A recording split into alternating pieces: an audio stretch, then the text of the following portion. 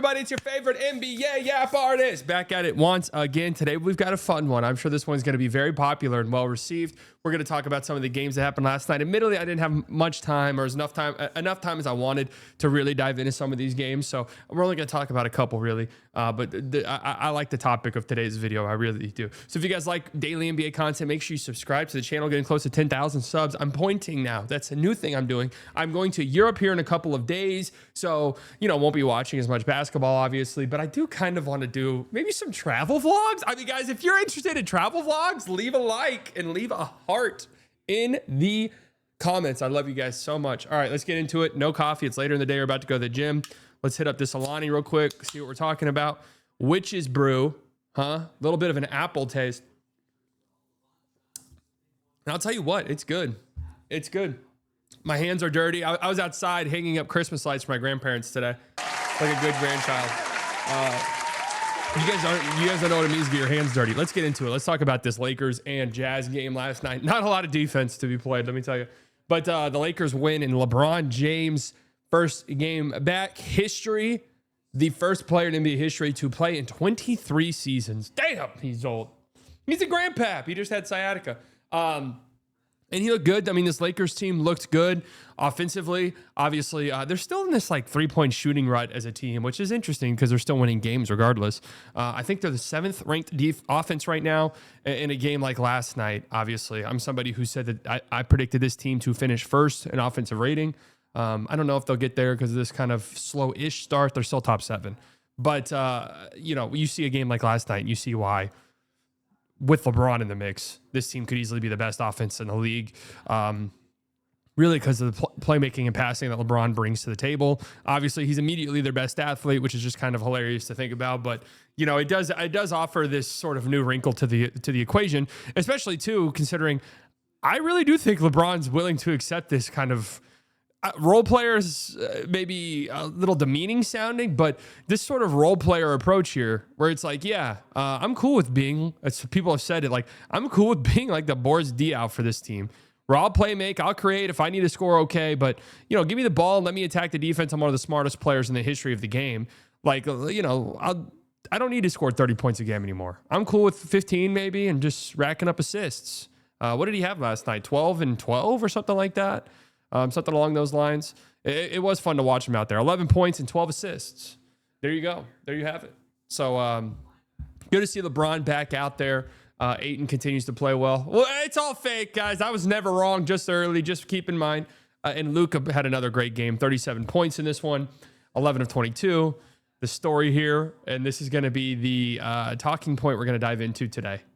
16 free throw attempts for the Don. 16 free throw attempts for Luka Doncic. Our foul grifting king, our foul baiting king. And yes, it is grifting, and yes, it is foul baiting.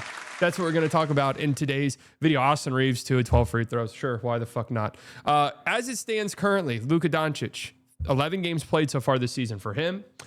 He is currently averaging 12 and a half free throw attempts per game, which is not only the most in the league amongst qualified players, but if the season were to end today, or if he were to hold this pace, I guess I should say he's on pace to average the 7th most free throw attempts per game in the history of the NBA. Now, if you were to sort of do a rate stat, this would have to be up there because you see some of these. And guys, look at this shit. Guys, yeah, I'm supposed to believe Wilt Chamberlain stats are true, right? What the fuck's that say? Huh? Look at minute per game.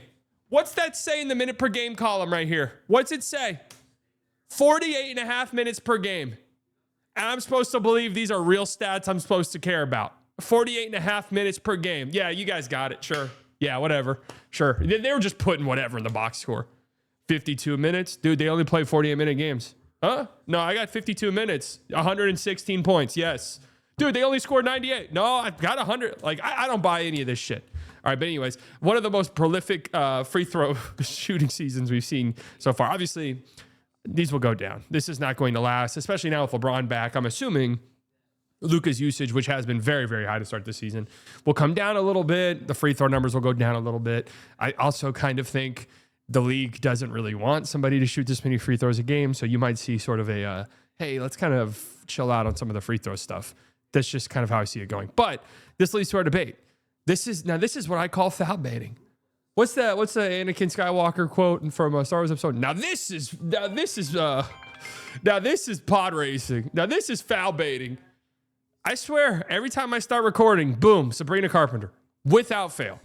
Anyways, I kind of want to dive into it because it's a funny, hilarious topic of debate. If you're in the trenches on NBA Twitter at all, first and foremost, get out of there. There's help available for you. You do not have to be in those trenches.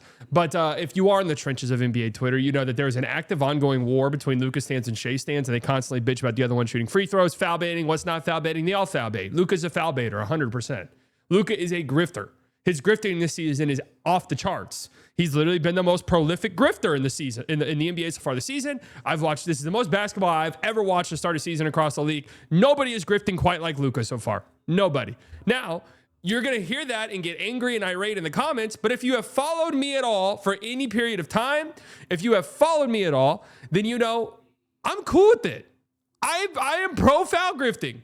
I think it's a skill. I think it showcases your ability as an offensive player. And I think it's a testament to how talented you are as a scorer. If defenses have no idea how to guard you and you're smart enough as an offensive player that you're able to use that to your advantage and create contact and get shots up at the rim and stuff like that. Now, in Luka's defense here, I do want to say it's not like Luka's just going out there, and I do think there's a difference. And you know, look, I think Luka, Shea, very talented foul grifters. They're incredible scorers. Defenses have no idea how to guard them. They constantly have their defenders on the back foot, constantly have their defenders off balance. That's why they go to the free throw line so much. Kind of similar things. You know, Giannis similar in the sense that like so strong, so powerful. There's not much you can do. Prime Embiid, somewhat similar. Now, I will say Embiid, baiter, different. Grift, bait, different, okay? Embiid was, I've seen plays where Embiid's gotten free throws, not even facing the basket, doing a shooting motion. Not even, literally facing the opposite basket, doing a shooting motion to go to the free throw line. And he's torn people's ACLs diving on the floor. Difference there, and difference in terms of enjoyability, because let's be real, versus some of the stuff that we see from like Luka and Shea. Obviously Harden, they had to change the way the game is officiated because Harden would constantly do that hook thing, which was just insane. But we'll look at some of these. But in Luka's defense, he currently leads the league in and ones, and by like a per 100 rate is on pace to have some pretty impressive. What the fuck is this? I was just looking at this and it was just completely normal. You guys know what I mean? Here you go. Luka has 17 and 1 so far this season, the most in the NBA. The two guys that are second with 16 and 1, Julius Randle and Shane Sharp, have played 3 more games than Luka. So Luka is completing these foul plays quite a bit. So you got to give credit to him there. But let's look at some of these plays. Because, I mean, we've done this with Shea before on this channel. When people were calling Shea a grifter, and we went back, we looked at the fouls, and we're like, well, those are all fouls. Let's look at Luka's. Let's look at the fouls from Luka last night that led to whatever free throws it was. Yeah, this is a clear foul. And again, it's just smart offense. First and foremost, really bad double team by Kyle Anderson. Luka sees it. Kyle Anderson clearly fucked the moment Luka turns around and sees slow-mo right here, slowly making his way up. Easy foul. Going to the free throw line. Right? Foul. No two ways around it. Clear foul. Okay? Next one. Here we go. Backing down Shfima Mykhailiuk. Buddy, you've got no chance in the world. Now, what does Luka do right here? It's grifting. 100%. Bumps into Shfima Mykhailiuk. The moment Shfima Mykhailiuk comes like that, right? He's going into bump. Luka's bumping him. Shfima Mykhailiuk goes to bump back. Luka knows that's coming, so what's he going to do? He's going to go for a shot because, you know, Shfima Mykhailiuk's coming over. It's an illegal guarding position. It's a foul, right? Did he finish this one? And one, because he's such a good shot maker, right? He's such a good shot maker that he can throw these up, and they are foul baiting attempts, but he knows he can also complete the play. And one. Clear foul. Look, Shfima Mykhailiuk has his hands up. Nah, man, look at this. Look, that's a foul 10 days out of the week. There's only 7 in the week. Do the math on that. Next one right here. This is one that's gotten very popular now where a player will drive, feel a defender on their hip. Boom, I'm going to bump into you a little bit. You know the defender's going to try and bump. Shea does this all the time. And Lucas does it all the time as well. Foul. Clear foul. He's got you beat. Boom. He's past you. Defender's in a compromised position. You're done for here. And you got to stay on Luka's hip because, you know, he still loves to step back. Like, Luka's still liable in this spot. Obviously, he's going to the rim, but he's still liable in this spot to stop on a dime and shoot over you or to step back. So you have to stay connected to him. And he feels that the entire way, and that's a foul. Clear foul. Clear as day. Had the defender in a bad guarding position, clear foul. Right here, this is a patented move by Luka. Going to split this double team, low dribble pickup. You reach. Boom, foul. Now, I don't know if they call that a shooting foul or not, but the Lakers were in the bonus, so it's free throws. Clear foul. This is Luka's patented move right here, right? And it's a grift move, 100%. Like, it's obviously, in theory, a horrible shot to pick up your dribble with a low dribble pickup, 1 foot inside the 3-point line and go into a runner or a floater. Obviously, that's not a very good shot. But when you know the defender's reaching and you're going to draw contact, then it's a good play. A grift? Absolutely. A foul? Absolutely. 100%. It's a foul through and through. This one right here, Lakers in the bonus. Yeah, I mean, Keontae George is reaching across, right? Now, it's actually interesting. Would they have called this foul? And it looks like Luka's kind of got a Harden thing going on. Again, Keontae George reaching across the body, that is a foul. And Luka, smart, kind of Harden-esque. I'm going to lock in that arm, right? Because your arm shouldn't be there. Why is your arm there? Yeah, I'm locking it in, but it's a foul, right? It's a foul, clear as day. That's free throws. And it's a foul. Again, 100%.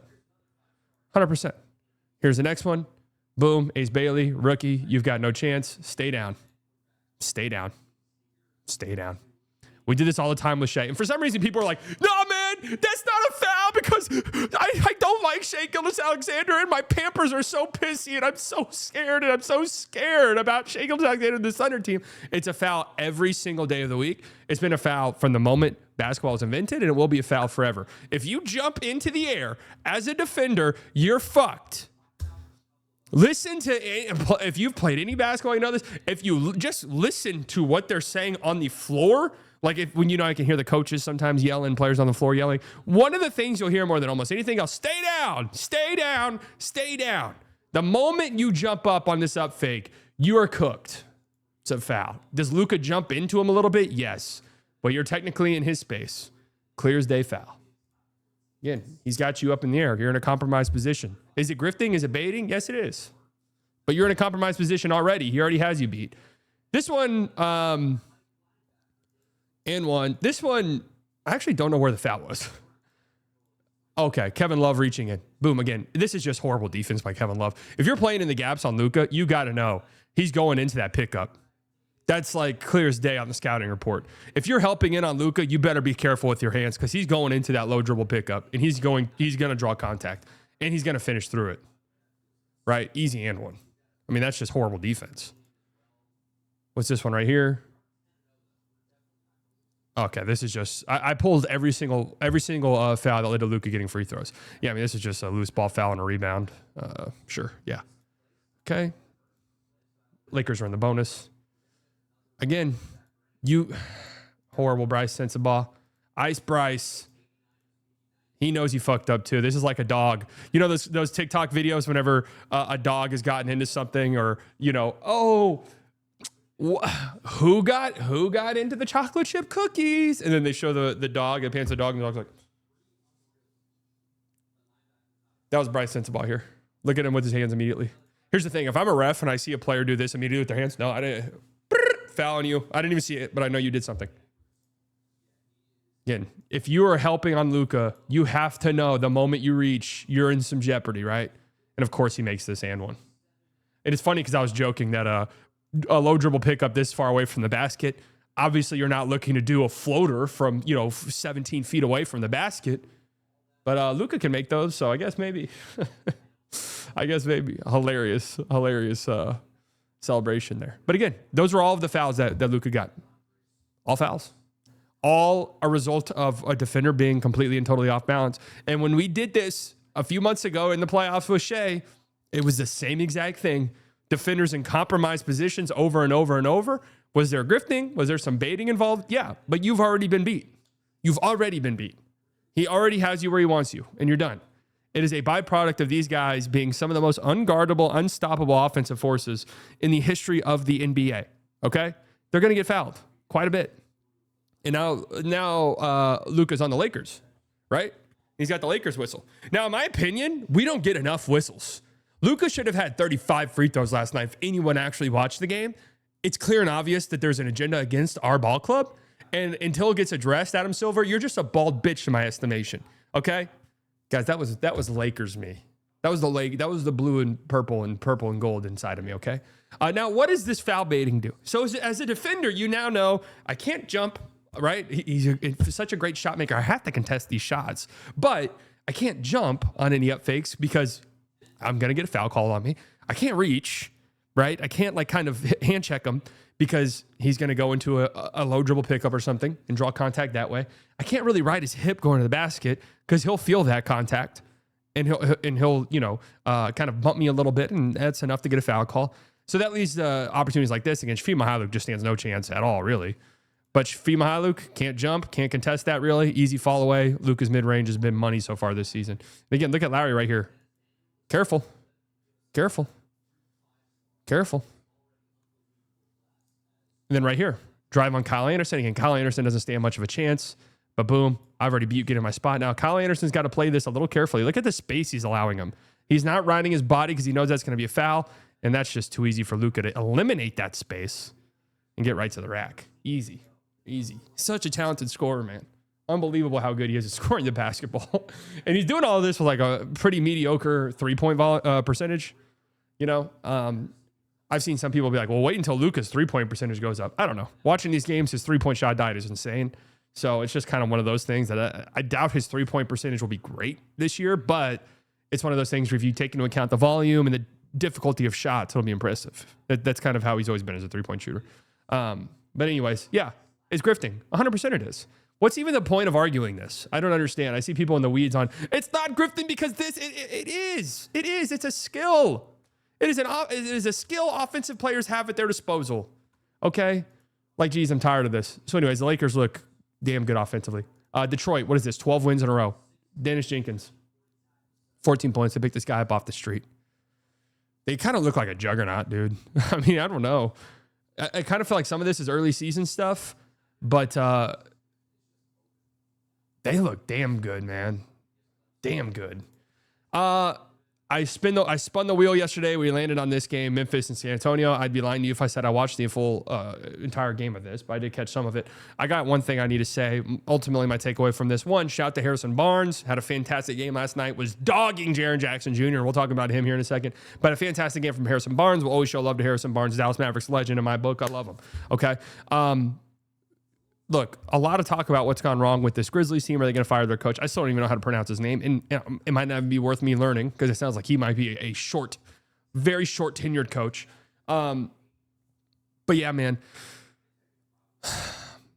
All the talk's been about Ja Morant outside of when he played the Mavericks and was Joy Morant and looked kind of okay.